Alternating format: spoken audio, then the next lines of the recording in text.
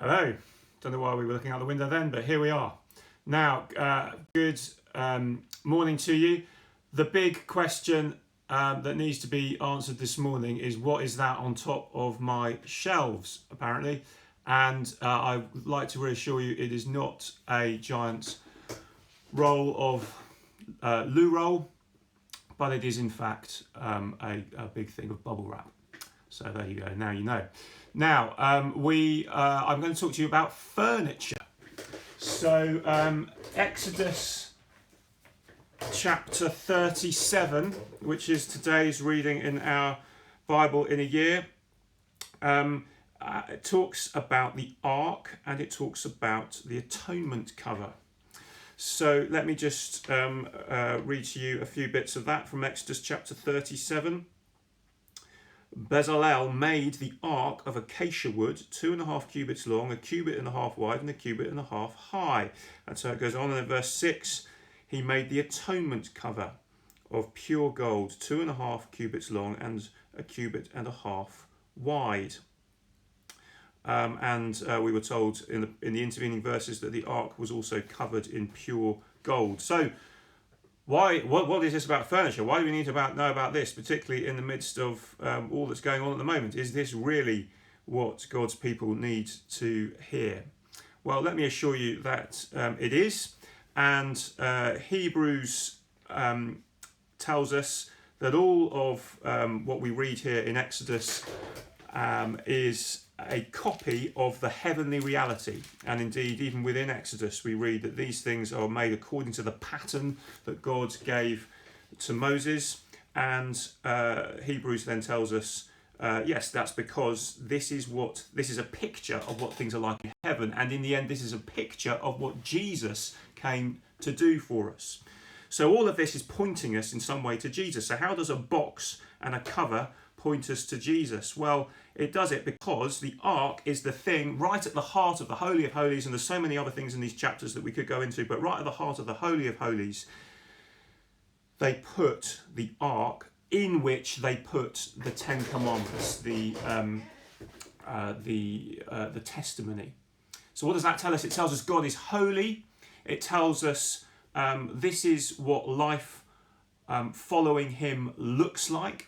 So it tells us that is both mouth-watering, because you read the Ten Commandments and you think, oh, I would love to live life like that.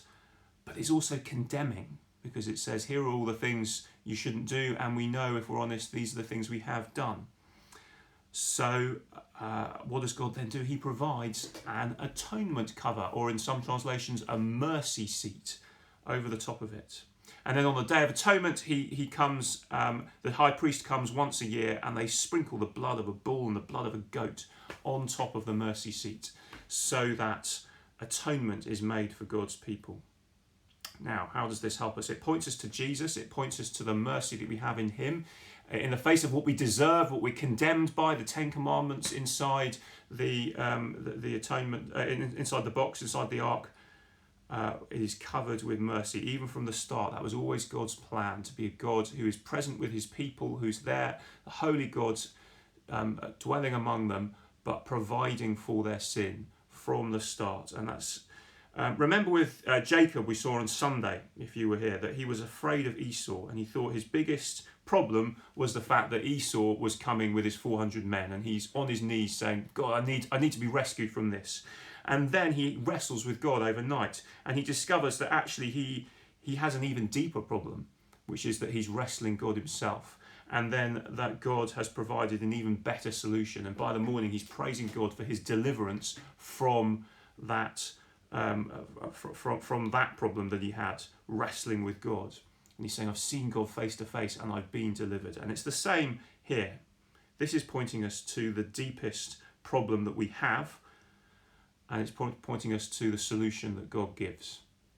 So we are encouraged then, when we're faced with fears and we're faced with frustrations and we're faced with whatever today is bringing at work or at home, and schools have just been cancelled, and we're thinking, what on earth am I going to be doing with the family? We go to the cross, and we go to and we think of the ark and the mercy seat, and we think of how God is a God who provides mercy for his people. Mercy is not giving us what we deserve.